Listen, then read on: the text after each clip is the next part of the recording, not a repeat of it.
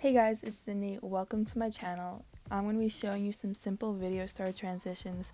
I don't really use video star anymore, but I think most people do. So I'm going to be showing a lot of video star, and then if I run out of ideas, I might try to figure out how to screen record so I could show you some After Effects. But without further ado, the first transition is going to be a slide right. So first you're going to get all your clips if you're going to make an actual edit with all these. So that's what the slide right looks like. I'm using Dylan because why in the world would I not? So you're going to hit multi-layer 1 and select your clip and then edit keyframes.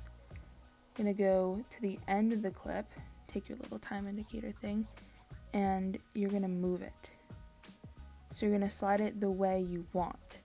So if you want it to go right, you're going to slide it left. And then it should look like that. You're going to hit graph, and then you could use one of these graphs to make it look like this. But I like to use custom graphs because they get a little smoother than that little curve. So import a graph. This is the graph. Copy it, save it. So it's a little smoother. And then you're going to select your tracking blur. I can't really see it, but yeah. I don't even know how to use it, but use it if you know how to. And then mirror edges and click the last one so they're actually mirrored next to each other. So it should look like that. Ta-da!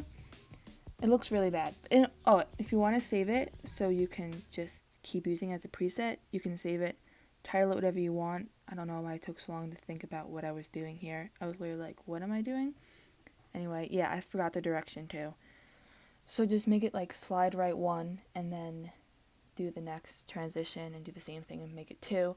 So in your other edits, you can just, not have to do this process over and over again. But I think it's original to make it at least once and then save it. So then, showing you that it's literally the same thing. Wow, it's like deja vu. It's crazy. Anyway, next frame. So now, same thing. You're going to hit, okay, yep, we got it. Same thing, layer 1, edit keyframe. Then you're going to go to the end and hit the little arrow. Yep, there I am pointing at it. Then you're going to go to the beginning and then slide it the other way. Like that. So it slides in from the opposite direction you slid out. And then the path, you could use this path. But once again, I have a custom path I use for all of mine. And it looks like that. You can save it just like I do because I don't feel like making them every time. And then boom. So, your blur, adjust it. You don't have to. And then mirror. Sometimes on a transition the blur is too much, so I adjust it. But that's fine for this one. And then boom. So these are all the other directions you could use. Up, down, and left. Just little reference points. So now we're going to do a zoom out.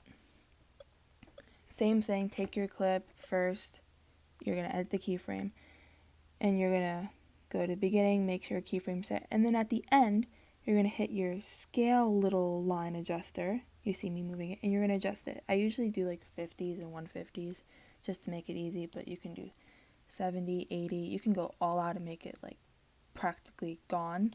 Depends how intense you want it. So it should look like that. And then you're going to mirror edges it. That was in English, but you know what I mean? And then blur it, because if you don't have blur, it will look like crap. So, next thing, same process over and over and over again. I don't know if you heard that. I just hiccuped. That was scary. Go to the end, make sure your keyframe set, then go back to the beginning. I almost slid out of the app. That was embarrassing. And zoom in. So, how intense you want it depends. Do that out graft. And then it should look like that. You don't have to add blur for sure, but you don't have to add the mirror tiles because you can't even see them. Or you can do zoom in. It's just the opposite thing. So now, same process for the next rotation. Go to the end, and you're going to rotate it using that scale thing. You can rotate it different ways, but this, for simple rotation, you don't have to do anything else but just move it. Do your in-graph and go back, and then mirror edges unless you want a black background, because sometimes a black background does look nice and clean, but for the sake of this, we're going to do mirror edges. And now, going to go to your next one, hit it, keyframe edit, go to the end, mark it, so you have a keyframe that is that position, and then go back to the beginning and do the opposite way. So I turned it to the right, so you're going to want to turn it to the left. And you can do like a 180, which is 50, or you can do a 90, which I'm doing, which is 25. You can do it however intense you want it, but sometimes the 180s, I know at least on After Effects, they look like too much and very not needed. So that's the other direction. So then the last thing is a screen bump. I could show you it, but I'm being honest, I already did.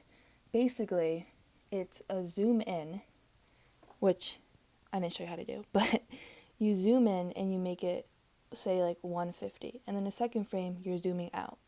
So you start on 150 and end to 0. So it goes 0, 150 on the first frame, and then 150, 0 on the second. Mirror it, blur it, whatever you want, but that's a screen bump. So I hope you guys enjoyed this video. Hope it helped. Gonna try to be making more videos soon in the future, but soon. Leave any suggestions on transitions you want to see, and I'll try to explain it the best I can. So I will see you guys in the next video.